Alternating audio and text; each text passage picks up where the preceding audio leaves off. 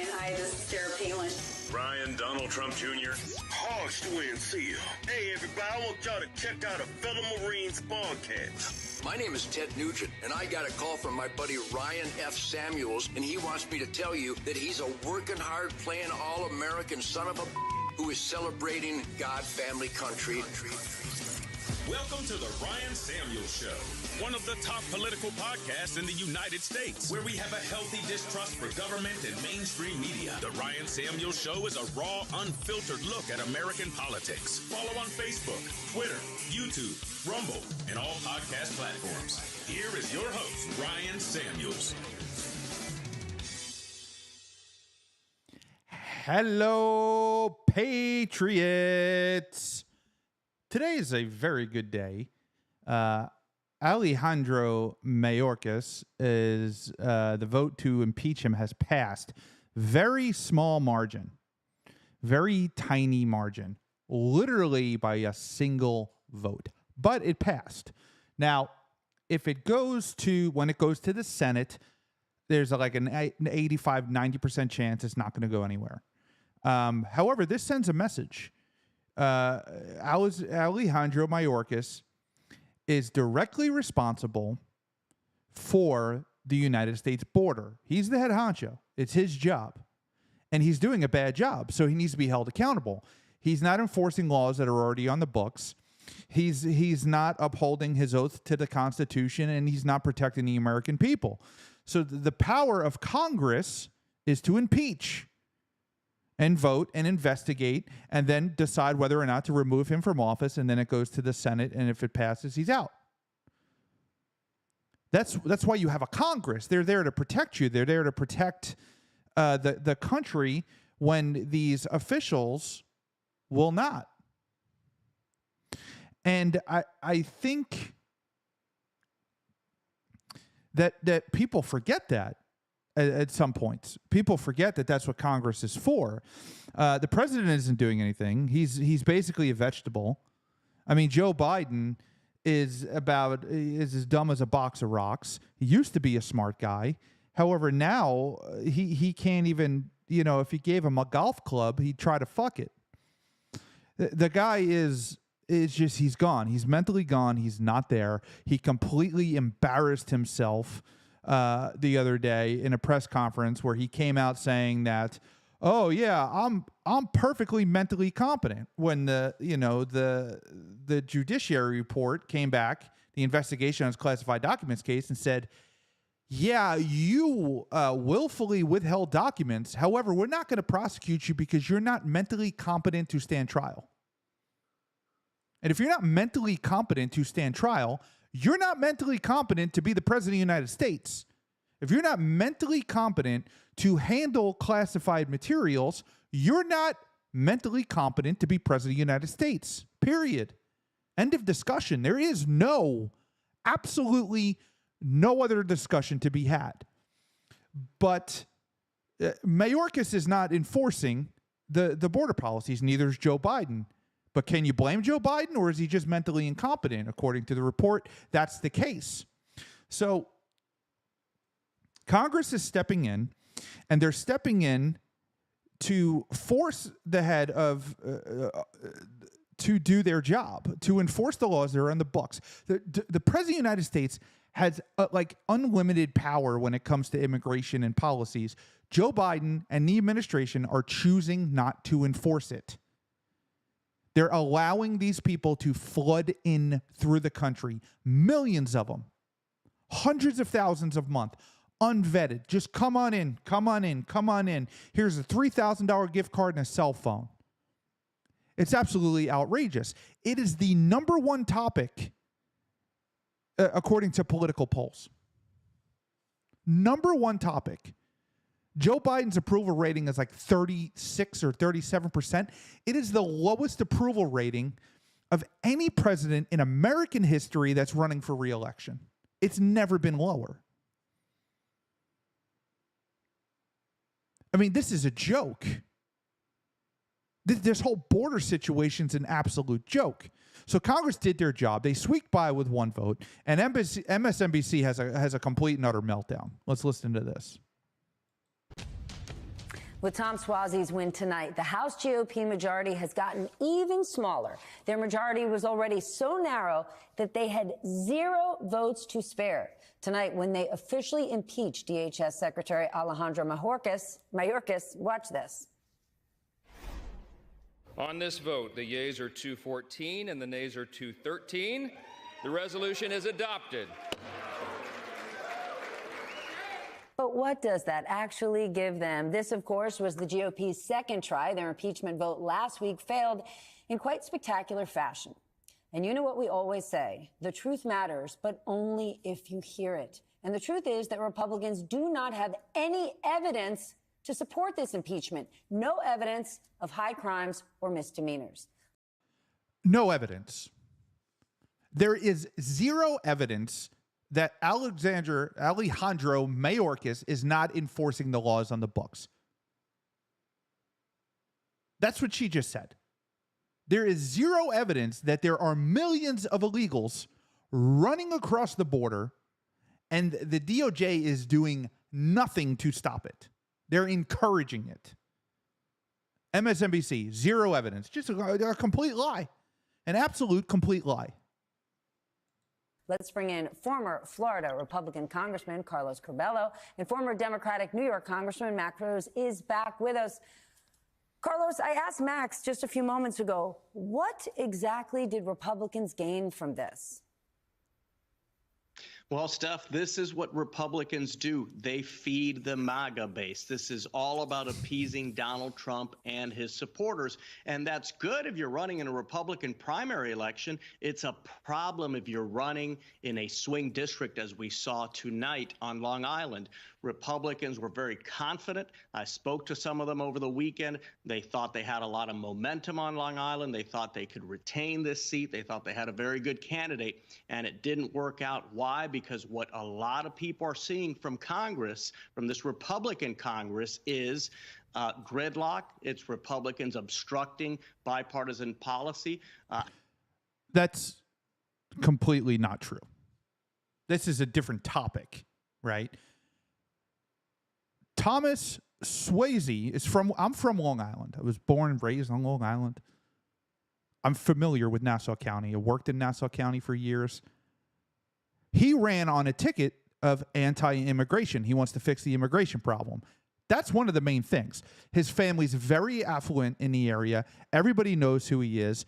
Mazi Pilip, nobody knows who she was. She wasn't really out campaigning. The Republicans kind of knew that they were going to lose this seat. This is New York. This is Long Island. It's not conservative. I'm from there. I've been there. It's not conservative. Even if you elect a conservative, they're a rhino. House Republicans specifically refusing to even take up bipartisan bills passed by the Senate. We're witnessing that right now with this Ukraine funding bill, and also with the bipartisan border bill that... There is no bipartisan border bill. This guy's full of malarkey. There is no bipartisan border bill. That's what they're calling it. But it does nothing to secure the border, and all it does is give money to Ukraine. What the hell does that have to do with a border bill? But that's the word track. It's a garbage bill. It does nothing. It's not going to fix anything. It's not going to fix our border. It's going to fund Ukraine. It's hogwash. So it's dead on arrival. Senators Sinema, Murphy, and Lankford negotiated. So this is what happens in swing districts. I represented one. I know what it's like. And if you are constantly just catering to your base, those swing voters are going to punish you. I want to talk about that Ukraine funding in a second, Carlos. But what Suozzi did was he kept talking about the border. When Republicans blocked their own bill, he got right at the podium and repeated it over and over and punched him between the eyes. Did he prove that this misinformation megaphone that they have can be stopped if you force it?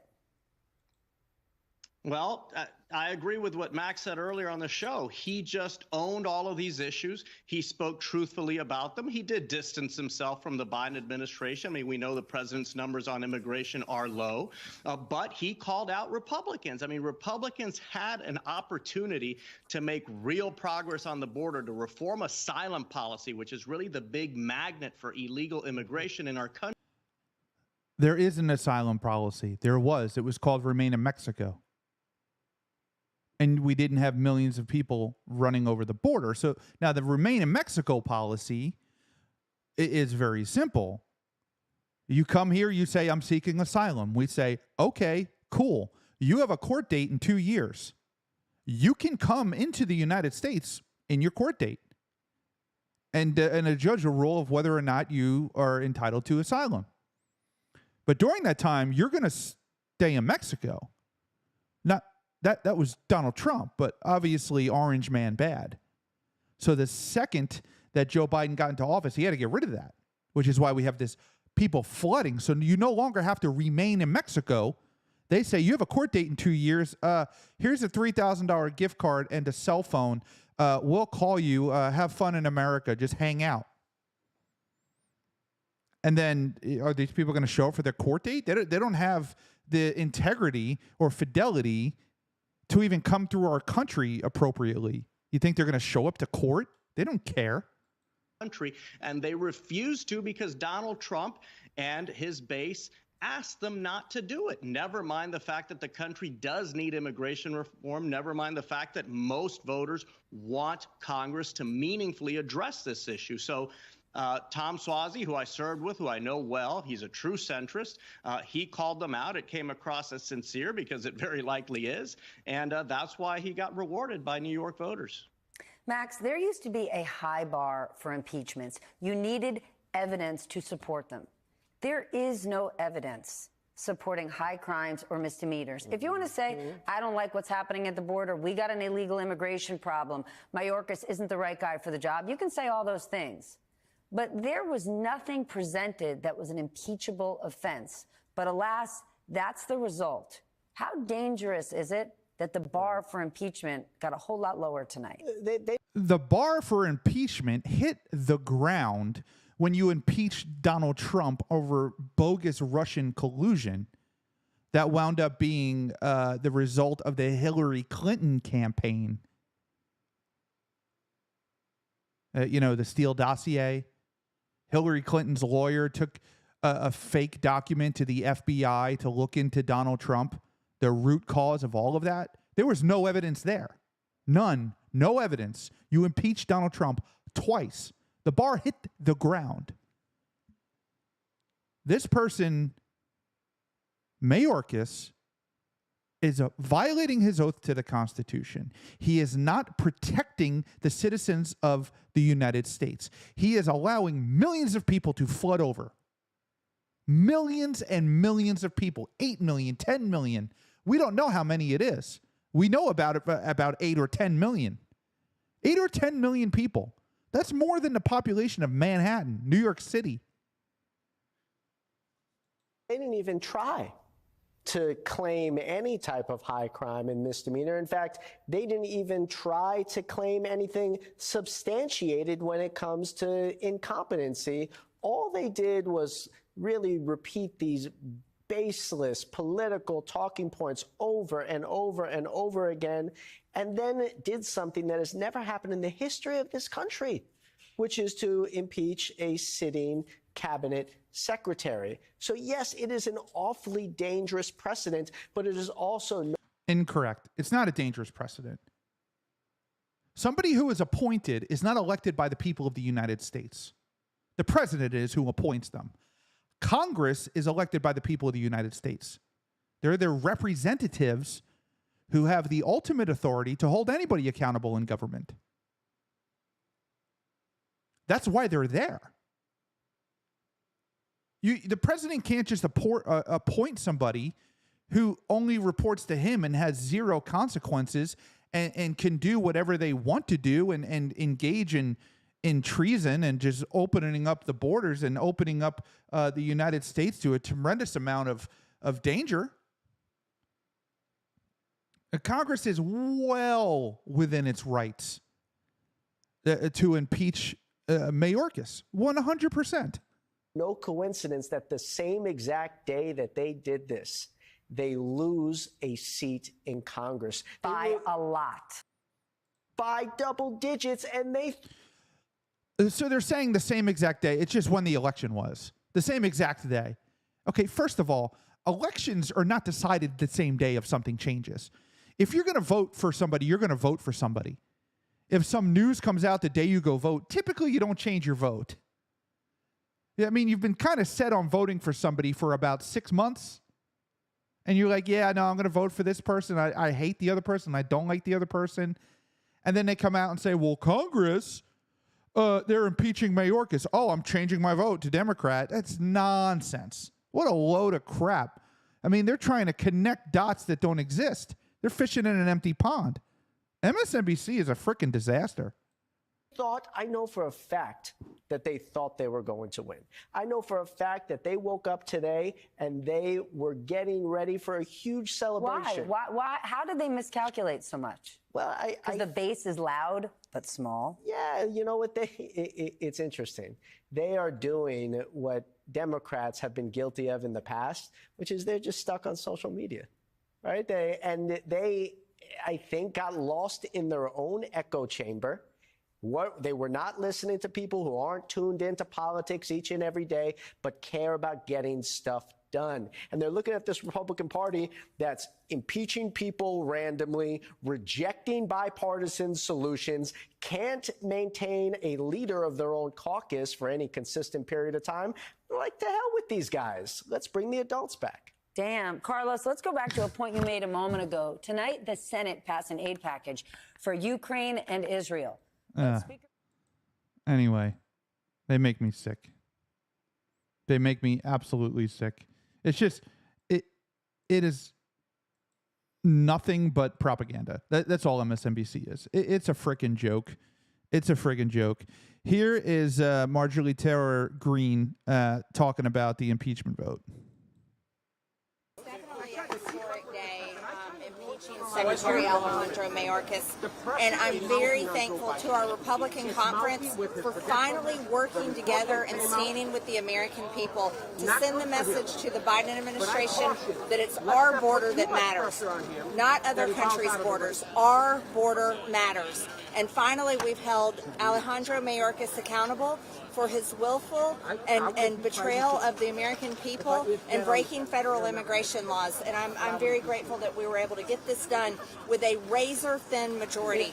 I think this also sends a message to America that Republicans can get our job done when we work together and do what's important and what the American people want us to do. What's your message to the Senate? You're going to be one of the impeachment managers as you go over there, and there's talk of them trying to short-circuit a trial with a motion to dismiss or something like that. What's your reaction? My message to the Senate is they should look at the polling, and they know that our border security is the #1 issue in every single campaign, in every single state, every single city, and every single community. And whether it's New York City, Chicago, Atlanta, whether it's California or any other state in the country, it's the fact that millions and millions of migrants have been brought illegally into our country, and the American people are being forced to pay for them.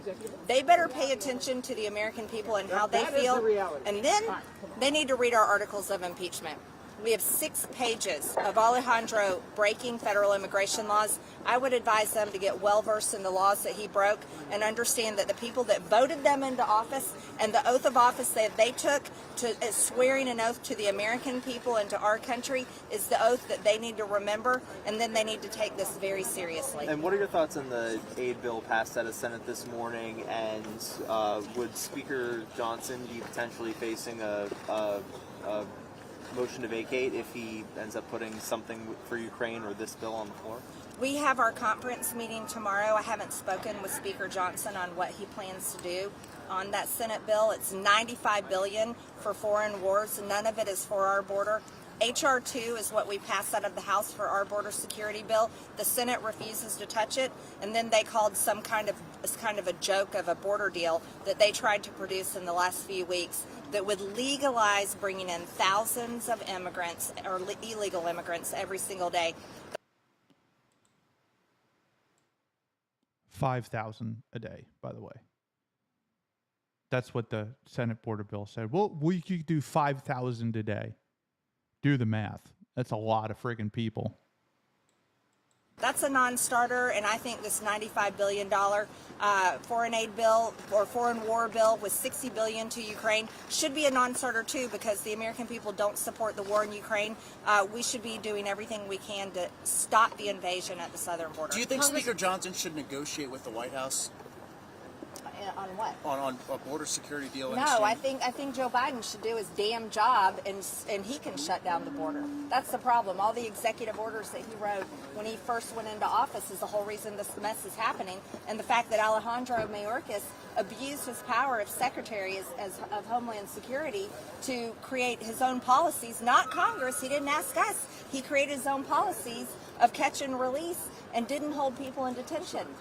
Those are the issues. No, we don't need to negotiate with Joe Biden. Joe Biden needs to serve our country, even though he can't get straight between Egypt and Mexico.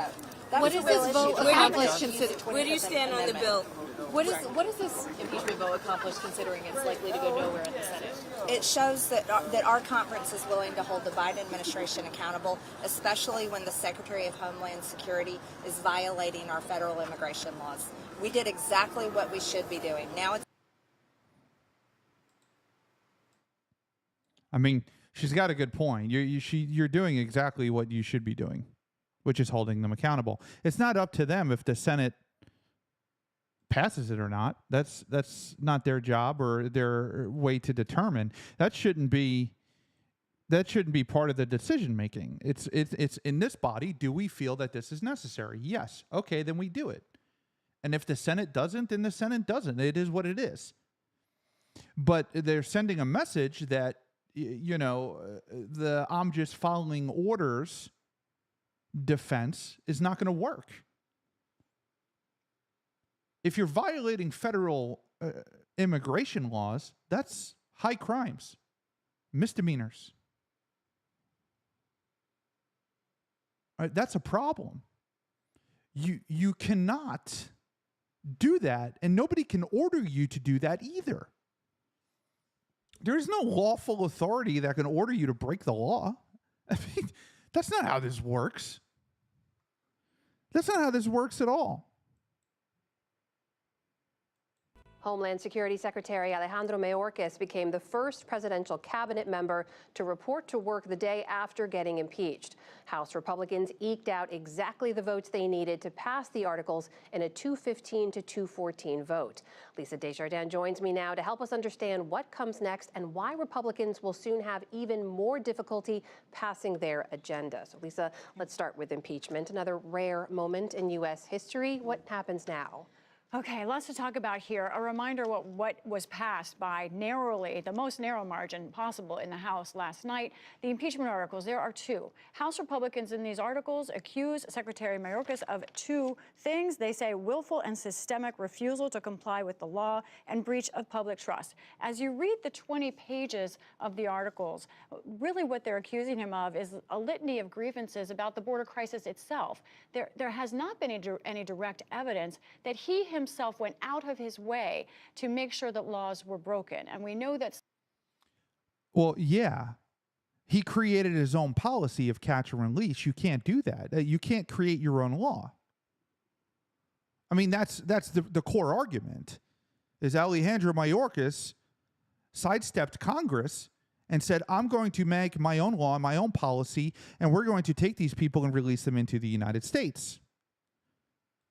Some Border Patrol associations have said, in fact, they think things have gotten better. Not everyone agrees with that, but this will be a question going forward for the Senate. The other public trust breach was Republicans say he lied to Congress. He says, no, that was a semantic argument over whether the border is, in fact, something that is secure or not. So, okay, let's talk about what's next. That's where we're at.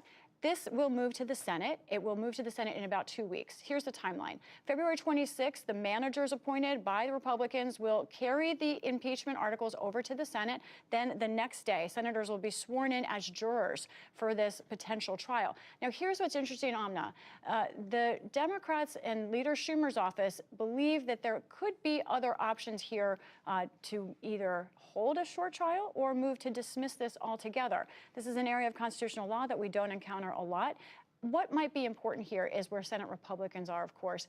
They tell me they do not think this is a serious impeachment effort. There are some who will, but the majority of them, including Senator James Lankford, who was working on border security, told me they're not taking this seriously. They don't think this reaches the bar for impeachment. So I think right now we're looking at either a very short trial or potentially an attempt at no trial at all. All this comes, of course, after Republicans, thanks to a special election in New York last night, have an even tighter margin they're working with in the House. How is that going to impact things in Congress? Well, the margin, as you say, is tight, and they will lose one vote. So this means that House Republicans will not be able to spare really more than 3 votes. And depending on the attendance, even fewer than that. Once Tom Suozzi is sworn in, the former rep winning last night, we expect him to be sworn in February 28th.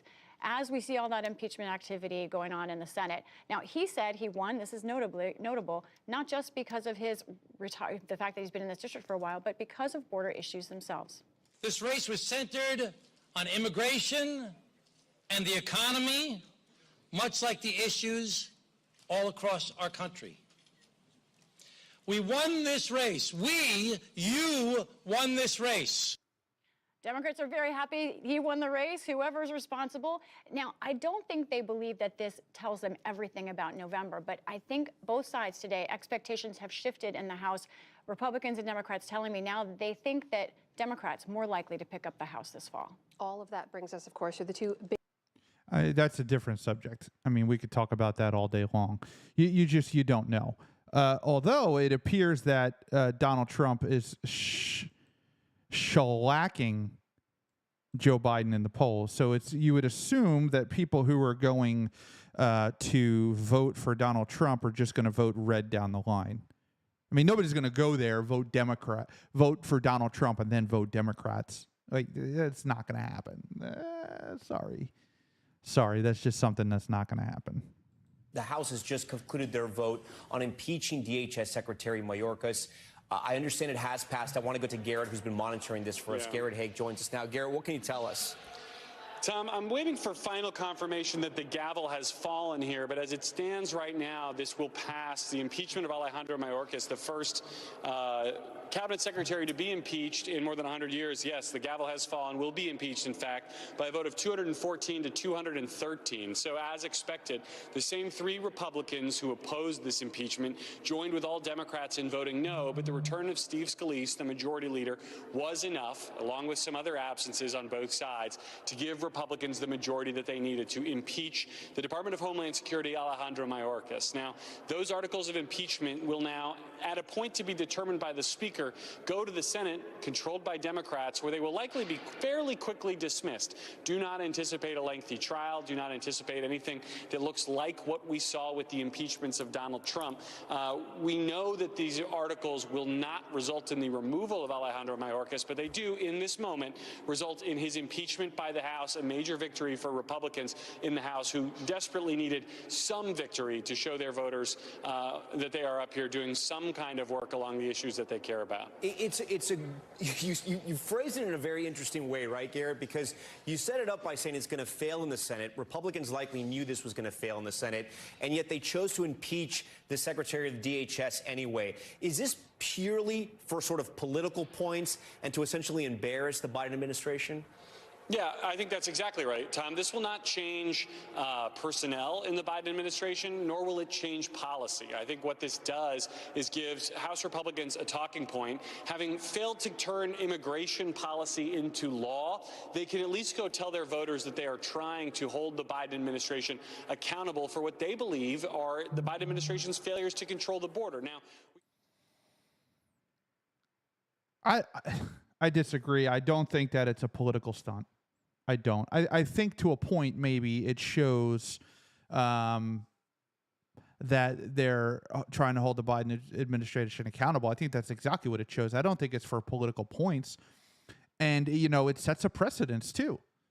It sets a precedence that the House can hold these people accountable, that they can impeach these people, so that in the future, if the Republicans or the Democrats, whichever way, have the House and the Senate, and you got some rogue secretary violating laws and running his own friggin' program, that they might think, oh, man, if they impeach me like they did Mayorkas, then I'm going to be out. So I think it sets a precedent. I think it sends a message. And I think that it is a great decision and a great victory for the Republicans. Thank you for tuning in. Don't forget to hit that like, share, and subscribe button. And we will see you next time. Thanks for tuning in to The Ryan Samuels Show. Don't forget to like, share, and subscribe.